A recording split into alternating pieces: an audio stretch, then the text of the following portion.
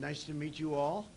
We have a great group of people, and I understand they'll be endorsing me, and I like great endorsements. We have some really great endorsements. We've had some great newspaper endorsements over the last 3 days. So maybe I could just introduce Nevada Trucking Association, the Retail Association of Nevada, that's a big deal, Associated Builders and Contractors, big stuff, and the Startup Nevada, that's a very good one. Lisa, well, thank you very much. I really appreciate it. So maybe you could say a few words and we'll talk, and appreciate it very much.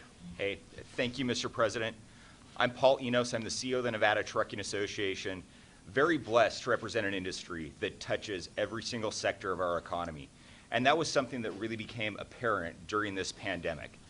This administration took unprecedented steps to ensure that not only did our truck drivers have proper PPE so they could be safe, but that we could deliver all of the things, groceries, toilet paper, meat to our grocery store shelves, deliver medical testing equipment to our first responders.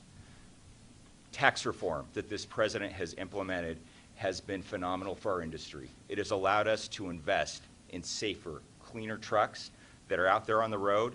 It has enabled us to increase the wages of our truck drivers.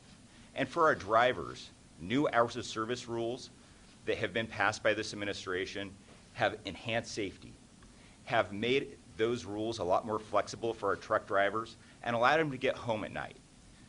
This administration has protected our smallest trucking companies, those independent owner-operators, giving them the ability to contract, to be able to go out there and start their own business, work for themselves, achieve the American dream. And on a very human level, Mr. President, this industry has trained almost 1 million truck drivers across the country to recognize and report signs of human trafficking. Great. And we commend your administration's efforts and successes in combating this evil. Thank you very much, Mr. President. I love what you just said, human trafficking. That's great. Thank you very much. Appreciate it. Please. Mr. President, Mary Lau. I'm the President and Chief Executive Officer of the Retail Association of Nevada. We represent large retail operations, pharmacies, grocery stores, and very small retail operations also. Our major retailers in the form of grocers, pharmacies, home improvement facilities, we're honored to serve as essential workers in the United States, and we appreciated Paul bringing toilet paper. How about anybody else? We needed that product. But our small businesses, we represent several thousand, and we are so grateful for the PPP loans, and we humbly request that we get consideration for forgiveness of that loan at $150,000 or less, and in liability reform. And we're looking at that, both of those. Yes, so we sir, are looking and at we it humbly very seriously. Appreciate that. Yes. It is amazing. We appreciate the fact that you have built an amazing economy, and we firmly believe that this president is the key for making the economy great again. And as another side, Mr. President, I'm a small business owner in a woman-owned firm. Good. And we very much appreciate your views on safety, your views on operation, and your support of our law enforcement. Yep. We are proud to serve and honored to support. Thank you very much. Thank you. That's really nice. I appreciate it very much. Thank you, Mr. President. Thank you. My name is Mac Bivey. I'm the President and CEO of the Associated Builders and Contractors of Nevada. We want to thank this president for spearheading his initiatives on workforce development, creating an economic environment where construction was booming. Pathway to success from top to bottom was happening here in Nevada and throughout the country. I want to thank you for your opportunity for second chance programs, helping those that have served in prison but now are looking to correct their lives and have a second shot at opportunity in this country. You know, I don't have as much to say as the other ones, but we know that your economic environment, your tax package, all those things were incredible for the business community and for construction, and that goes, again, from the very top all the way down to the very bottom of everybody in the industry, and we want to thank you for that. It's really nice. I appreciate it very much. Thank you. Good morning. I'm Lisa Song Sutton. I'm a board member with Startup Nevada.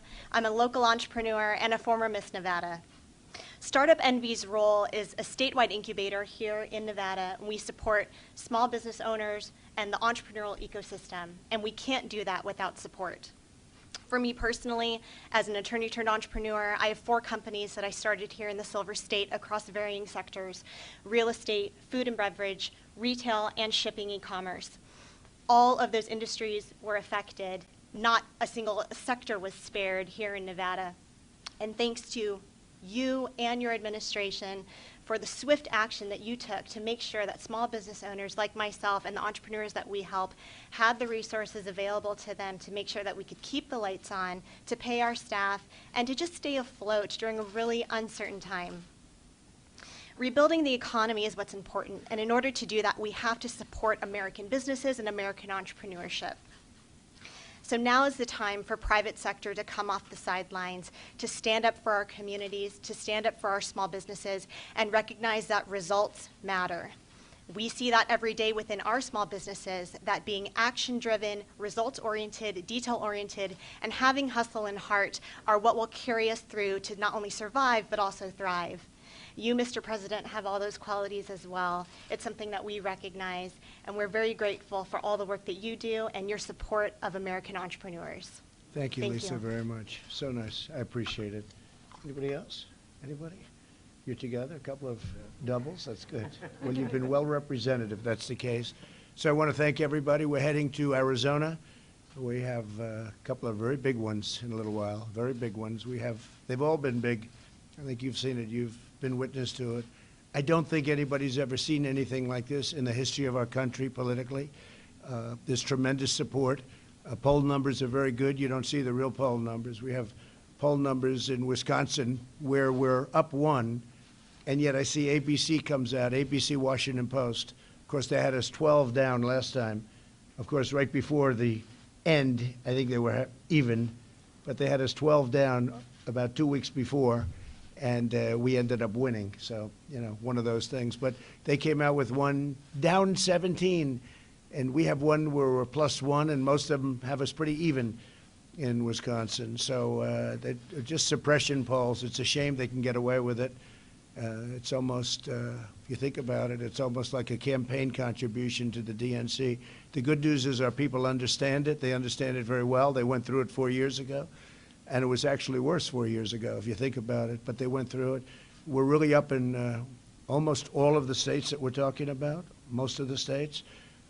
We're up even or very close, doing fantastically in Florida, doing fantastically in North Carolina. We have a Michigan poll that just came out. We're 2 up in Michigan. We have a very good Wisconsin poll that just came out. We're 1 up. Rasmussen has us at 53. 52 yesterday, 53, and head-to-head nationally, we're up in a Rasmussen poll, and Rasmussen was one of the most accurate 4 years ago, so we tend to look at the ones that were accurate 4 years ago. Pennsylvania, we think we're going to do fantastically there. There's tremendous energy, and we've never seen enthusiasm like this, and I think the honest reporters will say in the history of doing what you're doing, I don't think anybody's ever seen enthusiasm like this. Our voters are going to vote early, but they're really going to vote on Tuesday. They want to wait till Tuesday. That's what the tradition has been. At least the tradition with me happened last time, too. And I'm calling it a great red wave, and I think you're going to see something that's going to be amazing. Some will vote a little bit earlier, but they do want to vote. They want to go to the polling booth and vote for the most part. The early ballots were doing much better than anticipated. We assumed a certain number.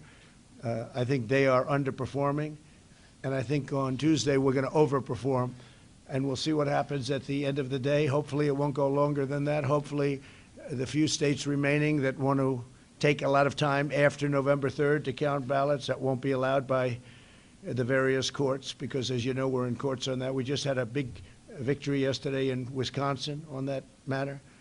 So hopefully that won't be happening, okay? We're heading out now to a great state, Arizona. Mr. President, could you comment on the latest police shooting in Philadelphia and the demonstrations after that? It's a terrible thing, What I'm witnessing is terrible, and frankly, that the mayor or whoever it is that's allowing people to riot and loot and not stop them is also just a horrible thing.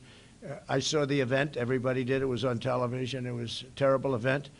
I guess that's being looked at very strongly. We have the federal government is looking at it also. But the rioting in Philadelphia, you have to stop it. They have to stop it. It's a local thing, as you know. We don't send unless we're asked. If they ask for help, we'll be there very quickly. But they should bring in their National Guard if the police need help, and they should do something. You can't let that go on. Again, a Democrat-run state, a Democrat-run city, Philadelphia. We don't have that. We don't have it. The Republicans don't have it. And you'll have more and more of that, and you're going to have it, and you're going to have it strongly. You can't let that happen. You mean the federal government is looking at the shooting, sir? Is that what you're We're looking at the shooting, yes. We're looking at the shooting. And if asked to go in and help, we will do that. We have to be asked, as you know, by the governor. They should be able to handle it themselves. The police, I know the police very well in Philadelphia. I think they gave me an endorsement, and they're not allowed. They were told, I understand, to stand back. To stand back, don't do anything. And people are breaking into stores and walking out with washing machines and walking out with all sorts of things, and it shouldn't be allowed. That's no way to do it. You got to have law and order.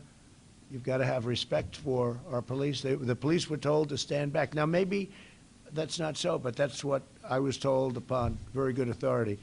You can't allow that to happen. We're watching it very closely, and we're waiting for a call. If they want help, we're there. We'll be in there within 1 hour. We're ready to go within 1 hour. Yeah, please. Can I just follow on that? Former Vice President has condemned the rioting, but he's also saying if he's elected president, that he will push for a commission to look into how do you go about diminishing these types of situations with mental health situations, crises. Do you have any response to that? Sure. The former vice president has been doing this for 47 years. He's been doing it badly. This is a group that he supports. He doesn't want to condemn them. I saw that. He doesn't want to condemn them. You have to condemn. You have to be strong. You can't have chaos like that. And he'll be very, very weak. He hasn't gotten, to the best of my knowledge, any endorsements, or certainly if he has, it's very few. I've gotten almost every law enforcement endorsement in the nation. Texas, Florida, Louisiana, Oklahoma, Ohio, almost everyone in the nation. I think we might have even gotten Pennsylvania, which is great, but they have to be able to do something about it. The problem with Joe's all talk and no action. You got to have some action. You can't let that happen. I went to school in that city. I love the city of Philadelphia. You can't let that happen to a wonderful place like Philadelphia. You can't let it happen. Well, I'm going to see you in Arizona. Thank you very much, everybody. Thank you. Condemn the situation.